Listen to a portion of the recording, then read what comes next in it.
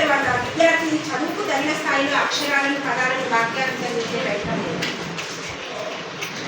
ఎందుకంటే పెద్ద అక్షరాలు ఉన్నప్పుడు ఏం చేస్తాడు విద్యార్థి చాలా చక్కగా చదవగలరు. చిన్న చిన్న అక్షరాలను పెద్ద పుస్తకం ఇస్తే ఆ స్థాయికి తగినట్టుగా ఉంటుంది.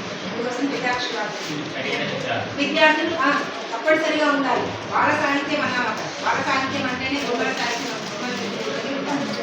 విద్యార్థులు పఠనాశక్తి పెరగడానికి కథలు ఎక్కువగా దొంగలు అన్ని దొంగలపడతాయి. గేయాల పుస్తకం తీసుకుని పిల్లలు ఉన్న సామెతలు పొడుపు కథలు కనబడినప్పుడు పొడుపు కథల పుస్తకం నాకు కావాలి అంటే నాకు కావాలి. 3 పుస్తకాలు నేను ఇంకోటి తీసుకున్నారు. ఇంకోటి తీసుకునే మీలో మంచిగా ఉందని చెప్పగానే వాళ్ళు వచ్చి మాకు పొడుపు కథలు కావాలి. అట్లా పిల్లలలో ఏంటిది ఒక ఆసక్తి అనేది ఉంటుంది.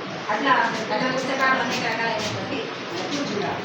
ఆ తర్వాత పఠనాశక్తి విద్యార్థులు ఇష్టపడే గేయాలు బొమ్మలతో సహా పుస్తకాలు అందించాలి. అది పిల్లలకు ఆసక్తి.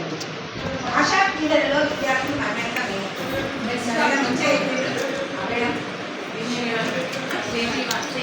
మేడం చాలా బాగా చెప్పారు.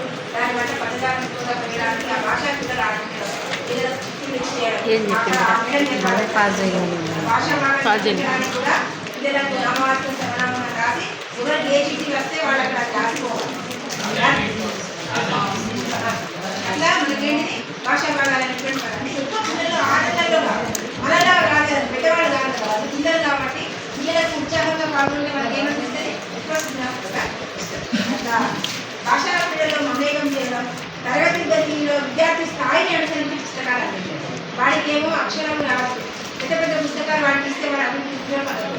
అది ఉపయోగం లేదు. వాడి విషయం ఉంటుంది. వాడి స్థాయికి తగినట్టు వాడు చదవగలుగుతారా, ఇంట్లో కూడా సంఘపదాలు చదువుతారా, సంఘపద ఆలోచనలు